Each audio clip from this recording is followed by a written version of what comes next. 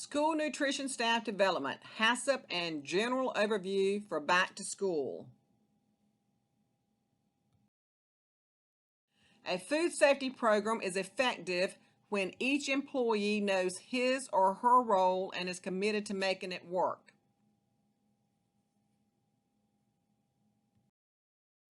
School nutrition HACCP forms that need to be completed the week of August 10th by school nutrition employees.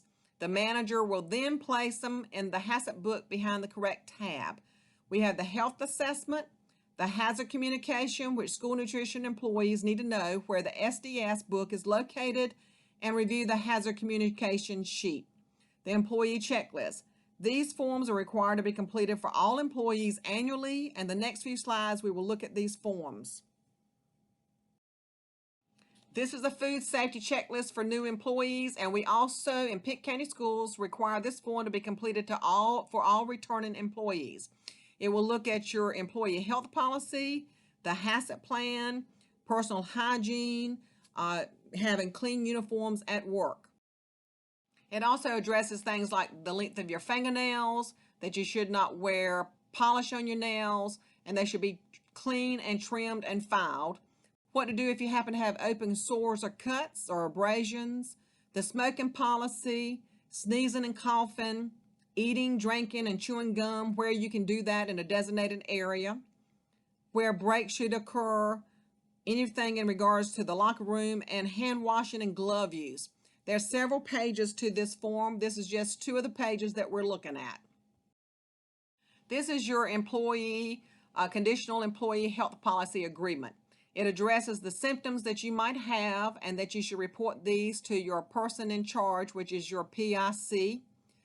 The health department will ask you when they come to visit about the big 6 illnesses, and everybody should know what they are: norovirus, salmonella typhi, shigella, E. coli, hepatitis A, and non-typhoid salmonella. Also, when you have to report those big 6, restrictions in regard to working and when you can return to work. Everyone should read that and sign it. This is your hazard communication form. The school nutrition procurement person will provide all the chemicals that we have on bid. They'll be listed on this form, and your manager should review this form with you. Make sure you know where the SDS book is located. Many store it in the janitorial closet or in the manager's office, and whether you understand about the emergency procedures in regards to the chemicals that are being used in your kitchen. The SDS includes information such as the properties of each chemical, the physical, health, and environmental health hazards, protective measures, and safety precautions for handling, storing, and transporting the chemical. A list of all hazardous chemicals used in the food service operation is available at each site. You need to know as an employee where the SDS handbook is located. The safety data sheets are available for all hazardous chemicals used in the operation. As I said before, the Pitt County Schools procurement specialist provides this information. Employees, including substitutes, should be taught about the hazard communication program and the location of the SDS information. If chemicals are not in their original container, the item is clearly labeled on the side of the holding container with a specific name of the content, such as chlorine bleach or quat solution, instead of the word sanitizer, since there are different types of sanitizers. Do not label the lid because the lids are interchangeable. Some chemical suppliers provide labels for the containers. Label all sanitizer buckets and spray bottles. Be specific again, whether it's quats or whether it's chlorine bleach or some other item. Section 4 in the SDS sheets is first aid measures. Be sure to review this carefully. This section describes the initial care that should be given by untrained responders to an individual who has been exposed to the chemical. The required information consists of necessary first aid instructions by relevant routes of exposure, inhalation, skin and eye contact, and ingestion. Description of the most important symptoms or effects and any symptoms that are acute or delayed, and recommendation for immediate medical care and special treatment needed when necessary. The food code addresses the use of eating, drinking, and using tobacco in the kitchen. All school food service employees need to know where the designated areas in the kitchen are located for personnel's personal beverages and drinks. They should not be located on a work table or in any area that's being regarded as a workstation. There should be a designated cart or a place elsewhere in the kitchen that's designated for personal drinks and beverages. Also, there's always a pan that should be designated in the refrigerator where personnel can put their personal items to be stored when they bring them to school. Pitt County Schools is a smoke-free system, so no smoking is allowed on school campuses. The food code also addresses jewelry prohibition. Except for a plain ring, such as a wedding band, while preparing food, food employees may not wear jewelry, including medical information jewelry, on their arms and hands. You also should not be wearing earrings. HACCP follows the food code guidelines. Reminder that there are 15 monitoring forms to turn in each month for all cafeterias. If you don't have anything, for example, on the hot or cold monitoring log, print it, sign it, and check at the bottom that there are no items to be saved. There are some forms only certain schools may use, such as an ice cream form, transported meals form, or pureed meal. All school nutrition employees are involved with completing the monitoring forms and assessing temperatures of food they prepare and recording in the proper section on the meal production record. Monitoring and record keeping. All staff should be trained to monitor and record temperatures in areas assigned to work. School nutrition staff should complete the correct monitoring form they are assigned for the specific area of the operation and monitor as often as indicated on the form. For example, a refrigerator form may have a AM and a PM time to be checked. Same thing with the freezer, an AM and PM time to be checked. But the dish machine may be checked only once during the day and verify that the temperatures are being reached properly in all areas of the dish machine. Remember, if it is not recorded or written down, it did not happen. If you did not monitor on a given day, then draw a line through the cell or leave it blank. For example, there could be a day that you're using a warming cabinet and then another day that you're not using the warming cabinet. If you do not use a warming cabinet on a specific day, don't record anything on that line. Just leave it blank. What might be some red flags on monitoring forms? The temps of the freezers or coolers or refrigerators always being the same, recorded the same time every day. Temps in the stock room are always the same. Temps for the water being exactly what is listed at the top of the page. When you turn on your faucet and you allow the water to heat up, if it's not at 100 degrees, don't put it as 100 degrees. We don't want you to record what's at the top of the page. We want you to record what the water actually is. However, the temperature recorded at the top of the page lets you know what it should be. So if it's less than that or if it's too high, a facility services report should be written so that it can be adjusted. Check for calibrated thermometers when temps for all thermometers used in the operation should be recorded. Remember, if the health department comes and thermometers are laying around your kitchen and they're not in use or they're broken, then you'll be deducted points on those thermometers. Only have out in the kitchen the thermometers you're actually using and make sure that you have calibrated each of those thermometers. Hot foods cooler log. If you check that food is being cooled from 148 to 70 degrees in 1 hour, that is not likely to have occurred. So make sure you're actually recording what really does occur and then just handle the food according to the guidelines.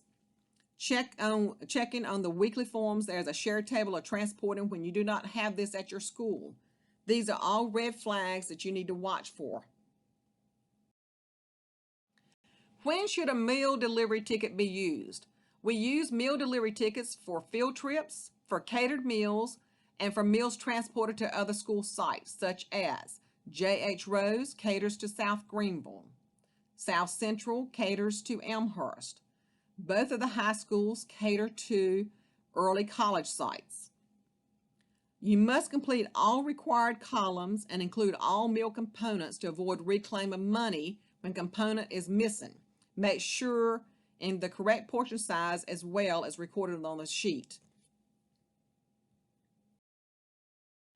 When you have a field trip, you need to provide the teachers the field trip handout when they request a field trip. Also provide them a roster for the field trip. Follow the TPHC procedures for field trips. meals served in alternate locations, pureed foods, and catered meals. Note, complete the meal delivery ticket for catered meals, include all the data to qualify for a reimbursable meal, or transport a meal's temperature monitoring form used for on-site meals in the classroom and pureed foods. CEP teachers should not ask for more bag lunches than students in attendance are going on the field trip. The key tool needed to implement HACCP is a thermometer. It must be used, it must be accessible, it must provide accurate temps, so you must calibrate it daily. You should have a chef's thermometer for food temps, and all refrigeration, freezers, and dry storage should have a thermometer. When measuring food temperatures, use an approved thermometer. Locate the sensing portion of the thermometer, and this looks like a little dimple a little way up from the end of the thermometer. Use the thermometers that have been calibrated for the day's operation that you know are working properly. Clean and sanitize the probe before use. And always put up a thermometer into the casing in a that's been cleaned. Do not put a dirty thermometer inside the casing for the thermometer. Insert the sensing portion of the thermometer into the thickest part or into the center of the food. When you're measuring temperatures for thin foods, you want to make sure if it's like a hamburger patty or a pork chop or a chicken breast, the digital food thermometer probe must be inserted into the side of the food so that the entire sensing area, usually 2 to 3 inches, is positioned through the center of the food for an accurate temperature. What about dented cans? Why should staff not use dented cans? They can have sharp dents, leaks. Rust could promote the creation of small pinholes. If a pinhole exists, bacteria and other external contaminants could contaminate the contents of the can, making it unsafe. Bacteria could grow rapidly if it enters the can through a pinhole because canned foods are stored in the temperature danger zone between 50 and 70 degrees. Cleaning. Remember, whether you're doing dishes or whether you're doing tables or whether you're doing dining room tables, all areas must be cleaned with hot water and soap before you can sanitize. Change the water often in your sinks and make sure and verify they're at the correct temperature, the water. Sanitizing is the process of reducing the number of microorganisms that are on a properly cleaned surface to a safe level.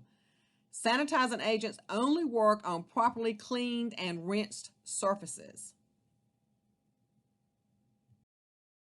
There are several methods for sanitizing. You can have hot water method, which was 171 degrees or 180 degrees. This depends on your dish machine. Also, when we had hot water in the 3-compartment sink, your water had to be at least 171 degrees. Chemicals, chlorine bleach can sanitize at 50 parts per million, and your quartz can sanitize at 200 parts per million. We do not use iodine, but it is another form of sanitizer. Quartz is used daily as our sanitizer. The concentration is 200 parts per million. Bleach for dish towels is 50 parts per million. Bleach for cleaning up norovirus, you have to follow the guidelines for the strength of the bleach when cleaning up after norovirus. Neither of these chemicals is given to students to use, neither bleach or quartz. You need to label all containers for chemicals not in the original package. Non-food supplies and chemicals should be kept in their original containers. If they're not in the original container, the item is clearly labeled on the side of the holding container with the specific name of the content, such as chlorine bleach or quartz solution, rather than the word sanitizer. Or for the bottles for the students, you should indicate soapy water. In your 3-compartment sink, you want to make sure you have the correct temperatures. The wash water is supposed to be at 110 degrees. Rinse water is 110 degrees. To sanitize with hot water is between 171 to 180 degrees based on the guidelines. And your chemical solution is 200 parts per million for quartz. You need to allow the pans to air dry. You should not towel dry your pans. And never mix chemical sanitizers with washing water detergents. Never mix different chemicals together. 2 and 3-compartment sink. Always wash and clean the sinks and drain boards at the end of the day. Don't just drain and not clean.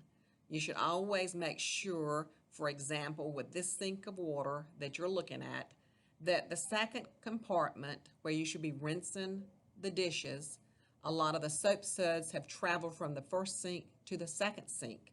So that's when you need to change out the rinse water. Also keep in mind that you don't have enough solution in the third compartment sink for the dishes to be covered and sanitized properly. There's a certain amount of time that each of the pans need to sit in the sanitizing solution in the third compartment sink.